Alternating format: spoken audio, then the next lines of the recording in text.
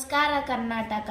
ನಾವಿವತ್ತು ಹೊಸ ರೀತಿಯ ಬೇಲ್ಪುರಿ ಮಾಡೋದು ಹೇಗೆ ಅಂತ ನೋಡೋಣ ಬನ್ನಿ.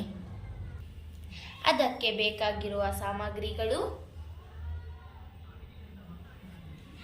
ಒಂದು ಈರುಳ್ಳಿನ ಸಣ್ಣದಾಗಿ ಹೆಚ್ಕೊಂಡಿದ್ದೀನಿ, ಮತ್ತು ಒಂದು ಟೊಮ್ಯಾಟೋನ ಸಣ್ಣದಾಗಿ ಹೆಚ್ಕೊಂಡಿದ್ದೀನಿ, ಅರ್ಧ ನಿಂಬೆಹಣ್ಣು ಮತ್ತು ಒಂದು ಕ್ಯಾರೆಟ್ನ ತುರ್ಕೊಂಡಿದ್ದೀನಿ. ಮತ್ತು ಇದು ಅಚ್ಕಾರದ ಪುಡಿ ಸ್ವಲ್ಪ, ಮೆಣಸಿನ್ಕಾಯಿ ಖಾರ ಸ್ವಲ್ಪ, ಮೀಟ ತೊಗೊಂಡಿದ್ದೀನಿ ಸ್ವಲ್ಪ, ಮತ್ತು ರುಚಿಗೆ ತಕ್ಕಷ್ಟು ಉಪ್ಪು.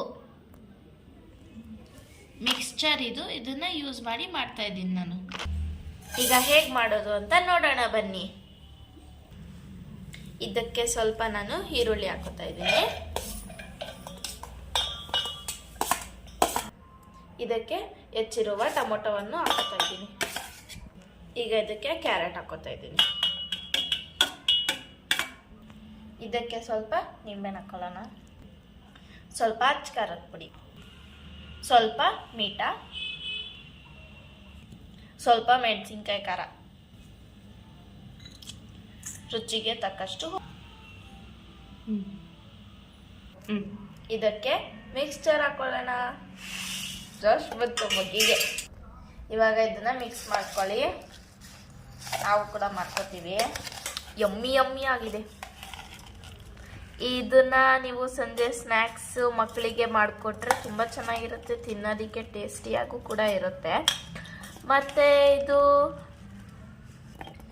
ನಿಮಗೆ ಬೇಕಂದರೆ ಕೊತ್ತಂಬರಿ ಹಾಕೊಳ್ಳಿ. ನಮ್ಮಲ್ಲಿ ಕೊತ್ತಂಬರಿ ಇಲ್ಲ, ಅದಕ್ಕೆ ಹಾಕಿಲ್ಲ ಸ್ವಲ್ಪ.